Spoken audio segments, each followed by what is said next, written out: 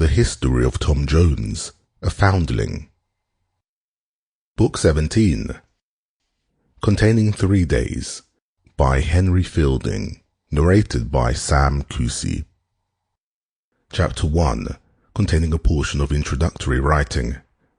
When a comic writer hath made his principal characters as happy as he can, or when a tragic writer has brought them to the highest pitch of human misery, they both conclude their business to be done, and that their work is come to a period.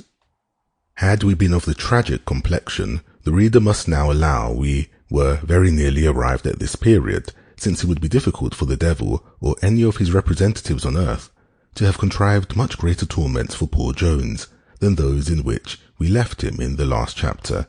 And as for Sophia, a good-natured woman would hardly wish more uneasiness to a rival than what she must at present be supposed to feel. What then remains to complete the tragedy but a murder or two and a few moral sentences? But to bring our favourites out of their present anguish and distress, and to land them at last on the shore of happiness, seems a much harder task, a task indeed so hard that we do not undertake to execute it. In regard to Sophia, it is more than probable that we shall, somewhere or other, provide a good husband for her in the end, either Blifil or my lord, or somebody else.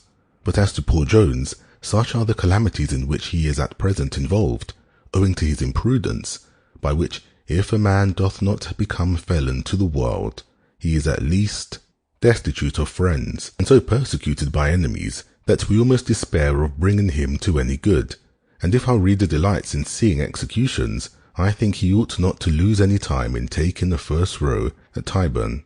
This I faithfully promise, that notwithstanding any affection which we may be supposed to have for this rogue, whom we have unfortunately made our hero, we will lend him none of that supernatural assistance with which we are entrusted, upon condition that we use it only on very important occasions.